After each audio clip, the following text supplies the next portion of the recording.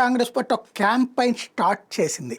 అప్పుల ఊబిలో ఆంధ్రప్రదేశ్ ఏదైతే వైసీపీని ఇబ్బంది పెట్టడానికి తెలుగుదేశం వాడిందో, తెలుగుదేశం అనుకూల మీడియా వాడిందో, అదే ఇప్పుడు రివర్స్ అస్త్రం కిందన వాడుతున్నారు. 14.5 లక్షల కోట్లని పచ్చి అబద్ధాలు చెప్పి చివరికి 10 లక్షల కోట్లని, చివరికి 7 లక్షల కోట్లకు తేల్చినటువంటి బడ్జెట్ ఉపన్యాసపు సాక్షిగా, బడ్జెట్ లెక్కల సాక్షిగా ఇప్పుడు తాజాగా ఆంధ్రప్రదేశ్కి సంబంధించినటువంటి అప్పుల పరంగా చూసుకున్నప్పుడు ఈ 19 నెలల్లోనే 3 లక్షల కోట్ల రూపాయలు అప్పు చేశారు. 3 లక్షల కోట్లకి దగ్గరకు వచ్చారు. 2,93,000 కోట్ల దాకా అప్పు చేశారు అన్నటువంటి లెక్కలు హైలైట్ చేసుకొస్తుంది. ఇందులో భాగంగా 2024-25 మార్చి దాకా కాగ్ గణాంకాల ప్రకారం 81,597 కోట్లు అప్పు చేసింది బాబు సర్కార్. 25-26 నవంబర్ వరకు కాగ్ గణాంకాల మేరకు అప్పులు 77,000 కోట్లు.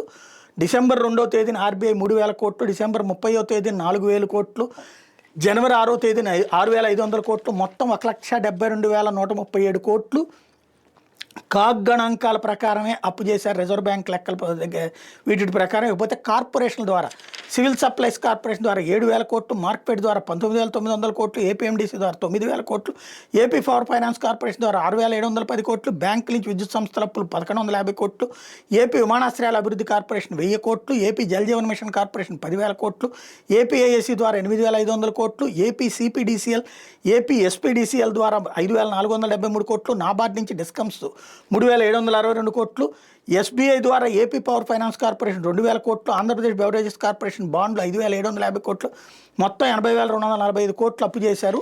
ఇవి కాకుండా అమరావతి అప్పులు ప్రపంచ బ్యాంక్, ఏషియన్ డెవలప్మెంట్ బ్యాంక్ నుంచి 15,000 కోట్లు, అడ్కో నుంచి 11,000, జర్మనీకి చెందిన కేఎఫ్డబ్ల్యూ సంస్థ 5,000 కోట్లు, ఎస్ఏబిఎఫ్ఐడి నుంచి 7,500 కోట్లు, ఏపీ పిఎఫ్సిఎల్ నుంచి 1,500 కోట్లు, నాబార్డ్ నుంచి 7,387 కోట్లు, మొత్తం 47,387 కోట్లు. టోటల్గా చూసుకుంటే కనుక ఈ అప్పులన్నీ కలిపితే దారుణమైనటువంటి పరిస్థితికి తీసుకెళ్తున్నారు అన్నటువంటి కాన్సెప్ట్ని హైలైట్ చేసుకొచ్చారు. 3 లక్షల కోట్లకి దగ్గరికి చేరుస్తున్నారు అన్నటువంటి. అయితే ఇందులో కొన్ని అబద్ధాలు ఉన్నాయి. ప్రపంచ bank, Asian development bank confirm చేసిన హడ్కో కానీ అమరావతికి కానీ అంతా డబ్బులు ఇచ్చేయలేదు. ఇప్పుడు అందులో 20% ఎంత ఇచ్చారు. జర్మనీకి చెందిన కేఎఫ్డబ్ల్యూ కానీ వీళ్ళంతా కూడా, వీళ్ళు ఏంటంటే అక్కడ పూర్తయ్యే కొద్ది దశలు అరగిస్తారు, అంతా ఒకేసారి చేతికి ఇచ్చారు. కాబట్టి ఈ అప్పులంతా ఏవైతే 47,387 కోట్ల అప్పులు అనేది వెంటనే క్యాష్ ఇచ్చేసినట్టుగా శాంక్షన్ చేసినట్టు, ఇందులో 10,000 కోట్లు 12,000 కోట్లు మాత్రమే వాడుకున్నారు. ఏపోతే బడ్జెట్ బయట వివిధ కార్పొరేషన్ల అప్పుల పరంగా చూసుకుంటే సివిల్ సప్లైస్ కార్పొరేషన్ అప్పులు అదేమి ప్రభుత్వం డబ్బులు తీసుకోదు, అది మనం సరుకులు కొంటారు, మళ్ళీ డబ్బులు వచ్చిన తర్వాత అది ఇచ్చేస్తూ ఉంటారు, దానికి వడ్డీ అది కూడా సివిల్ సప్లైస్ కార్పొరేషన్ నుంచినే చేస్తారు. అట్లాగే మార్కెట్ అయినా అంతే. ఈ మనకి ఇప్పుడు ప్రభుత్వం చెప్పినట్టు మామిడి కొంటాం, ఇంకోటి కొంటాం చేసి ఆ తర్వాత అవి అమ్మినప్పుడు వచ్చే డబ్బులతో అవి తీర్చేస్తూ ఉంటారు. ఒకవేళ ఏదన్నా కనుక లాస్ వస్తే ఆ డబ్బుల్ని ప్రభుత్వం భరించాల్సి ఉంటుంది. కాబట్టి ఇట్లాంటి వాటి వల్ల నష్టమేమీ లేదు. ఏపీ ఎండిసిదైనా అంతే, ఏపీ పవర్ ఫైనాన్స్ కార్పొరేషన్దైనా అంతే, బ్యాంకు నుంచి విద్యుత్ సంస్థల అప్పులైనా ఆ కరెంట్ డిపార్ట్మెంట్ వాళ్ళే కడతారు. విమానాశ్రయాల అభివృద్ధి కార్పొరేషన్ డబ్బులు కొంత వడ్డీ మనం కట్టాల్సి వస్తుంది ప్రభుత్వం. ఏపీ జల్ జీవన్ మిషన్ కార్పొరేషన్ది అంతే, ప్రభుత్వం వడ్డీలు ఇది ప్రభుత్వం డబ్బులు కట్టాల్సి వస్తుంది.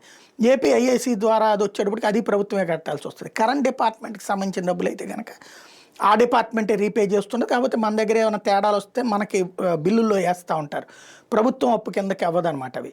ఇట్లాంటి అంటే ఇదివరకు ఇట్లాగే దొంగ లెక్కలు అటు వైసీపీ ప్రభుత్వంలో టీడీపీ చెప్పేది, ఇప్పుడు టీడీపీ ప్రభుత్వంలో వైసీపీ చెప్తోంది.